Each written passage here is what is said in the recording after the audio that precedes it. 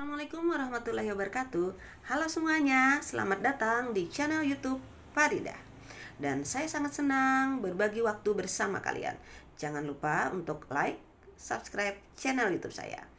Kita hari ini akan membahas topik identifikasi komunikasi pelayanan publik yang pastinya seru dan penuh informasi. Jadi, siapkan kopi atau teh manis kalian dan mari kita mulai. Let's go. Miskomunikasi dalam pelayanan publik dapat memiliki berbagai akibat yang merugikan, baik bagi internal sebuah organisasi maupun bagi masyarakat yang dilayani.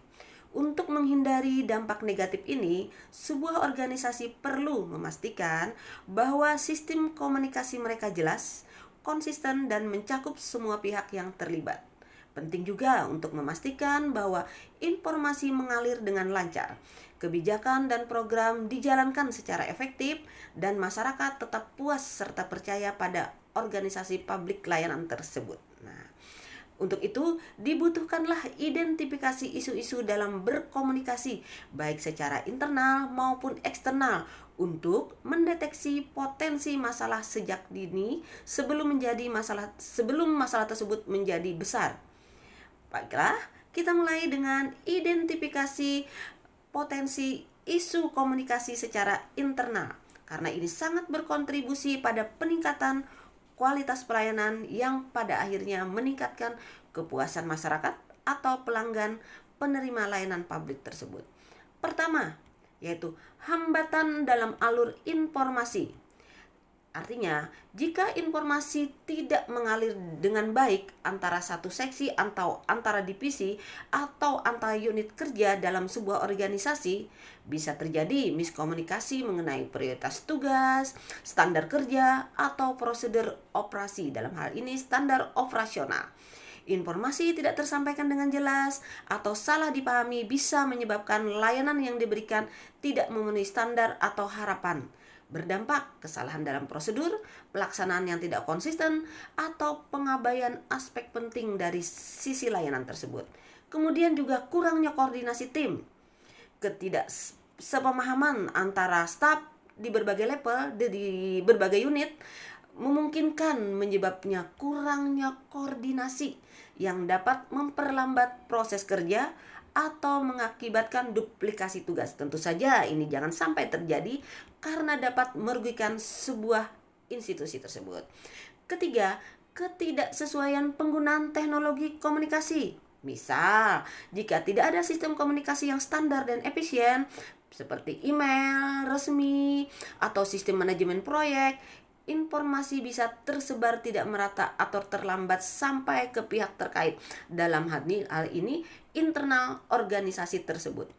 Kemudian identifikasi potensi isu komunikasi secara eksternal kepada satker lain. Misal, ketidakpuasan dan protes publik. Hal ini disebabkan oleh perbedaan tarif pelayanan yang sangat signifikan dapat menimbulkan ketidakpuasan di kalangan masyarakat. Layanan yang sama, beda institusi, beda tempat pelayanan, tetapi tarif yang sangat berbeda jauh menimbulkan ketidakpuasan dan protes publik. Hal ini menjadi persaingan tidak sehat dengan penyedia layanan lainnya karena disebabkan oleh perbedaan tarif yang sangat tinggi tersebut, sehingga menurunlah loyalitas pelanggan. Loyalitas pelanggan menurun, masyarakat tidak diuntungkan, sehingga tarif pelayanan yang lebih tinggi tidak memungkinkan saja, mungkin sekali akan kehilangan loyalitas terhadap organisasi atau terhadap pelayanan publik tersebut. Kemudian juga ketidakjelasan peran dan tanggung jawab. Institusi berbeda tetapi jenis layanan yang sama. Itu mengakibatkan kebingungan, sebenarnya ranah siapa ini yang melakukan tugas tersebut. Misal antara sebuah laboratorium lingkungan yang melakukan layanan di bidang pengujian parameter kualitas lingkungan dengan laboratorium lainnya yang berbeda. Tentu saja ada perbedaan SOP atau standar operasional prosedur tersebut, sehingga berbeda juga layanan yang diberikan. Saran-saran perbaikan, dampak dari miskomunikasi terhadap kinerja pelayanan yaitu penurunan efisiensi. Miskomunikasi memperlambat informasi dapat menyebabkan penurunan efisiensi kerja, sehingga pelayanan yang diberikan menjadi lebih lambat atau kurang optimal. Tentu saja itu berdampak kepuasan masyarakat atau pelanggan menurun. Kesalahan data atau pelaporan juga dampak dari miskomunikasi tersebut yang berakibat apa? Meningkatnya ketidakpuasan pelanggan penerima layanan. Rekomendasi dari miskomunikasi dari isu-isu identifikasi baik secara internal maupun eksternal adalah membangun sistem komunikasi yang efektif, implementasi teknologi komunikasi yang efisien seperti platform, kolaborasi digital, atau aplikasi manajemen proyek dapat memperlancar aliran informasi.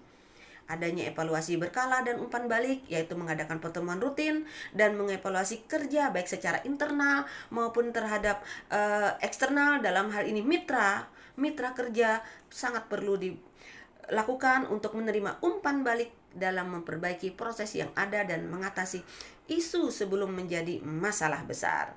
Melalui identifikasi dan mengatasi potensi isu komunikasi ini, kinerja pelayanan di tempat kerja dapat ditingkatkan dan potensi hambatan dapat diminimalkan.